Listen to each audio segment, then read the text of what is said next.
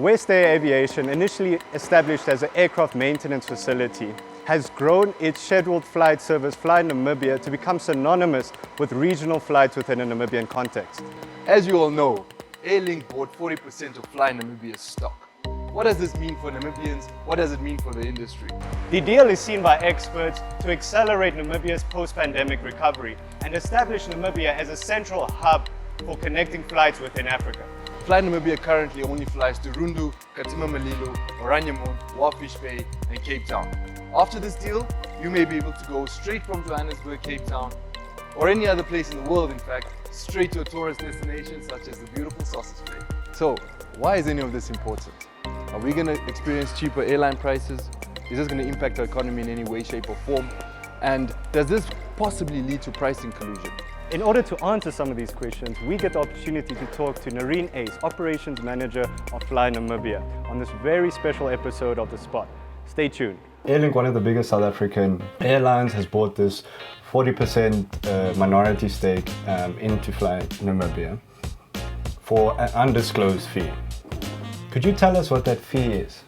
You speak a bit about how that could actually benefit everyday Namibians. No, absolutely. I think what the public needs to understand is that Curious about is how do you actually set airline prices?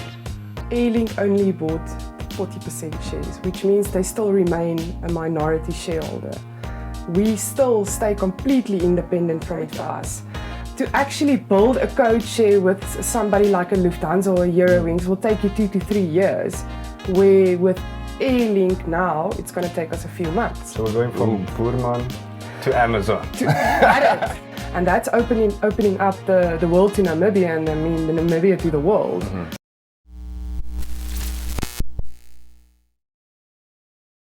Could you give us a little bit of a background on what exactly you do at FlyNamibia? The scheduled operational manager is mostly focused on the scheduled side of the business. When we talk about the scheduled business, it's FlyNamibia. When we talk about non-scheduled, it's West Air, which is mostly the charters.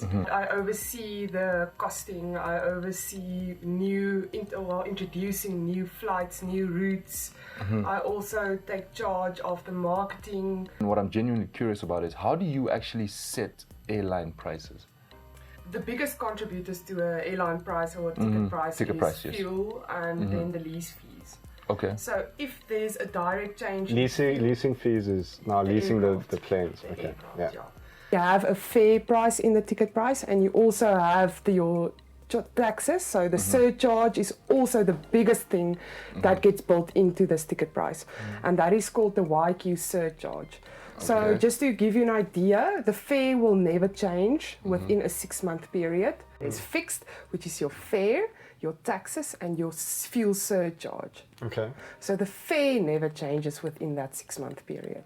The taxes never change, but that YQ, which is the fuel surcharge, that changes.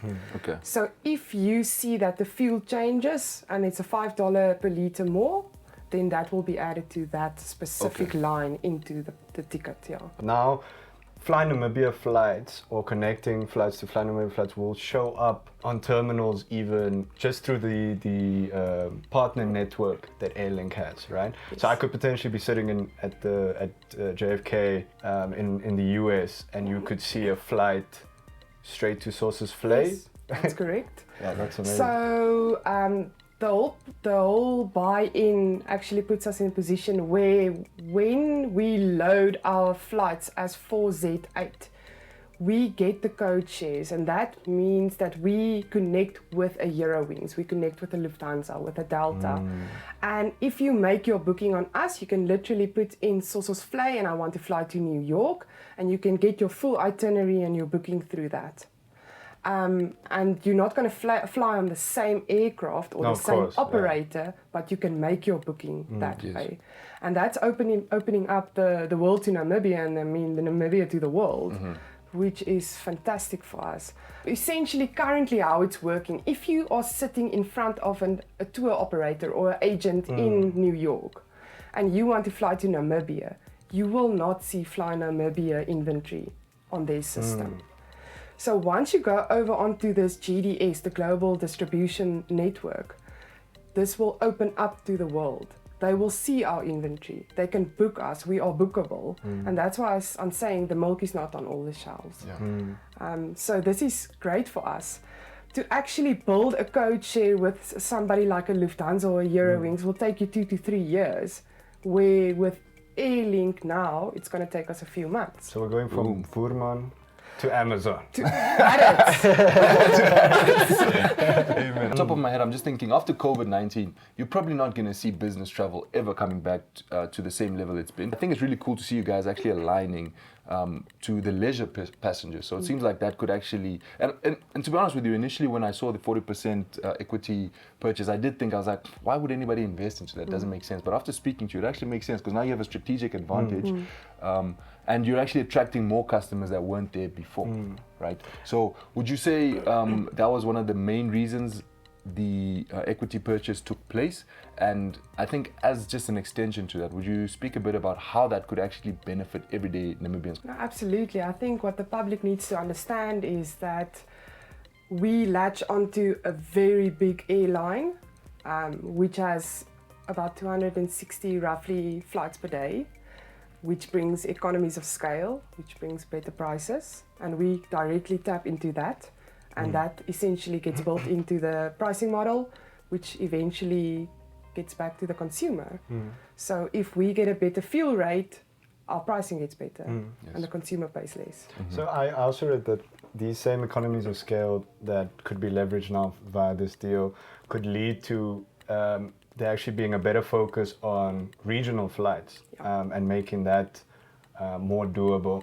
How does that, how do the economies of scale translate into, you know, the regional routes, and how that could actually open up routes that haven't been there before, or maybe more frequent?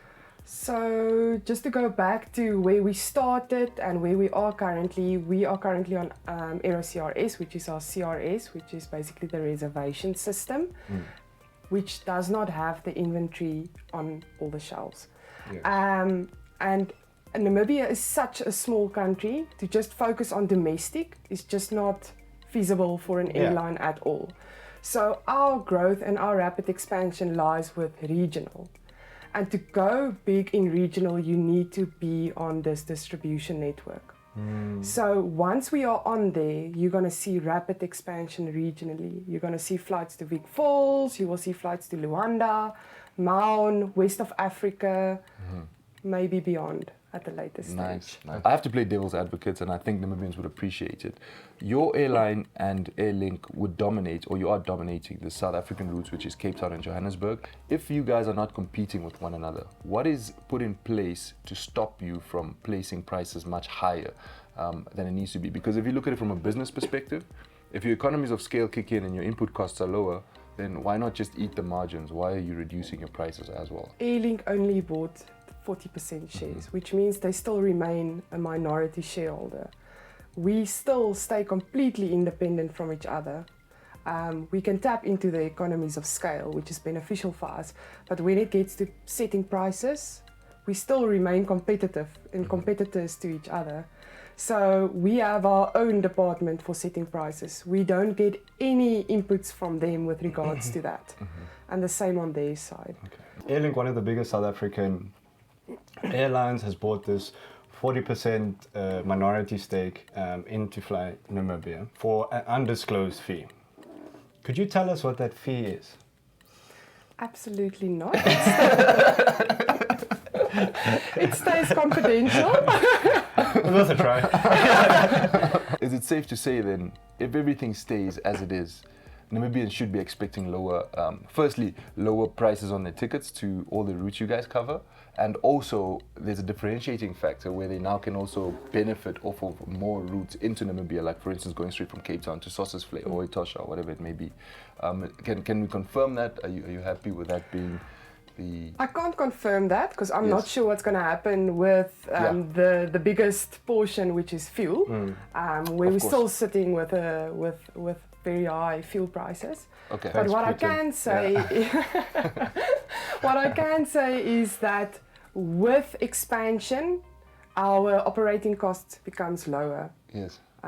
Your fixed cost becomes lower. Everything gets lower, so that will get distributed to the ticket prices and essentially bring down prices as a whole. Can't wait, man. So That's gonna be a good time. Yeah. One of the major benefits that I read upon from this deal is obviously Airlink's expertise in the industry and how they can improve operational efficiency and obviously along with the economies of scale. But one of the things that was mentioned was upskilling and the potential skills training that will be transferred from Airlink to our local workers here. Could you talk a little bit about that? And Yes, absolutely. I think the benefit there is enormous for Namibians. We are looking at internally and externally sending people to that site to understand how it works, how they operate, try and train the trainer so that essentially they can come back and they can come train our people on this side. We will try and tap into their resources as much as possible and try and upskill ourselves to upskill the people in Namibia. It segues very nicely into my next question, since we're being patriotic about Namibia. If you look at our restaurants and hotels, which is a proxy for the tourism sector, right, that took a complete beating during COVID. And naturally so, because we didn't have tourists coming in, you weren't allowed to, it was completely blocked. But it's only 2% of our GDP, and I usually, and I think a lot of people in the industry would overlook that because it doesn't unlock a lot of value. But if you look at it in terms of employment creation and also bringing economic activity to rural Namibia, I think it's very, very important. So I'm just putting the two together. What I see is if you can bring tourists in from the US, from South Africa, from Botswana, whatever, and take them straight to these rural areas, that could actually be a very strong positive indicator or a driver. Yes, exactly. Could be a good positive driver of economic growth within these areas. So I was ever wondering, you guys do any type of community work in these rural areas where you actually help these tourists, or not tourists, like employees within the tourism sector? Like, I mean, somebody who's just stringing beads or, you know, selling some type of artwork. Informal sector. Yeah. Do you guys do any like training or exposure to them? Because I think that would be very good for the rural economy. I think here's one example lying right in front of us. Nice. We'll just do that. Yeah. We have not employed, but we have a lady in Oshikati who gets a whole team of about 10 ladies together to make these baskets for us. So whenever we meet somebody new, we always hand over this basket as building a relationship and a new partnership. And this basket we hold very close to our hearts. So this is one of the projects we work on. Is this one for us? Yes, it's yours. For real? Yes, for real. Dope. Thank you. I love new stuff. So please take it home and enjoy Absolutely. it. We put it in our studio. Yeah, we will. Cool. Yeah, so this is one of the projects we're working on. We also have our FlyNamibia safari flights that go to Sossusvlei, Swakopmund and Etosha. And we will definitely at a later stage look at expanding that and employing people in those specific rural areas to also help us out. We've literally covered what's been happening and what's happening now with the company, but in your personal capacity, where do you see, number one, the tourism sector in Namibia going? With your input, of course, and how you're going to change that. And number two, what's the future looking like for FlyNamibia, just in terms of the customer, the Namibian, and how they benefit, and also how you guys are going to benefit and grow? Pre-COVID, we had roughly 200, as a West Air group, 240 employees. Post-COVID, we are already on 300. And that's a great indication for growth. Yes, of course. We are heading in the right direction. There's new industries that's entering. The the oil exploration, green hydrogen, everything that's happening now in Namibia is so huge for the economy. It's very exciting. So it's very, very exciting. With regards to tourism, you can see a lot of long-haul flights, bigger airlines coming in. I mean, Eurowings is already coming in. They are bringing in roughly 300 passengers per day. That is one of the biggest feeders for us. And if we can see a lot more feeders coming from UK or America, I mean, that is ultimately what we're looking at and what we are looking forward to. So I only see positive growth, but you never know what happens and what can come. Excellent. I love that you're an optimist. Yeah. My favorite saying is actually, pessimists sound smart, but optimists make money. How did you emotionally feel about the whole buy-in from Airlink, the 40% minority shareholding?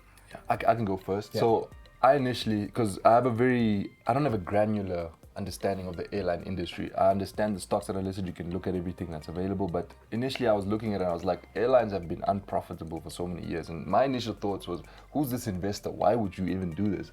But I guess what gave it a little bit of ease on my side, I was like, it's an undisclosed fee, so it's probably cheap, but I guess it's not after speaking to you, because I do think now, in hindsight, it might have been a very good investment, and I can say that due to a couple of reasons. Number one, I think you have a strategic advantage by just tackling into the leisure market, you know. So you're basically replacing the business market with leisure, and I think that's a very big part of the economy in Namibia. So there's a lot of upside in terms of how you can actually grow that. I mean, if you guys can put up any opportunities for Namibians outside of the big city, that's really good for our economy as a whole, but you're also making money out of it. And I think also linking with Airlink, like you said, putting your products on a global scale, I think that's great, because I don't think that your services are subpar or anything. I think it's just your growth would be limited because you're not exposed to the rest of the world. So hearing news like that, to me, most of the time I take it in a positive light. For Airlink to see that opportunity in our market and to bring that capital and obviously all the expertise with it, it sounds extremely positive, and I'm very excited to see how things play out. And I think broadly, you also referred to it quite a lot, and we've been covering a bit of. There's so many exciting projects and things going on in the Namibian context at the moment that when I hear a new one, I'm almost not that surprised, and I'm like, yeah, of course, this is, you know, the snowball effect is starting to happen, and I think overall it's very positive, and I think if it can be translated into, I mean, I would love it if the flights to Cape Town are a bit cheaper, you know what I mean? If it translates into, everyone wants lower prices, obviously it's not that simple, right? But if it translates into lower prices, improved services, more routes, I don't really see it being a negative thing. I think it's net positive on a lot of fronts. Yeah, and to just add on to that, what I think is really cool is to see the free market actually doing its job. You know, especially in the Namibian context. So what we had the big Air Namibia airline, which was state-owned, it was not efficient, it was unprofitable, and that had to be liquidated. You know, I'm glad I wasn't in charge of that decision. It's a very difficult and heavy decision, but it's cool to just see the free market and, you know, investors from outside seeing this opportunity and filling the gap in for Namibians, and possibly, as you've said, we might even get cheaper prices. So I think, like you said, it's a net positive. We're very excited. I'm more excited now than I was before, to be honest. So you did a great job. Okay, great. A private company that represents Namibia as well as FlyNamibia does, I almost, from at least my knowledge and my background, I don't think there's a better combination than that. We're all going to benefit, the investors, the Namibians, tourism. Absolutely. You're probably going to get a bonus. After this interview, definitely. Yes, like.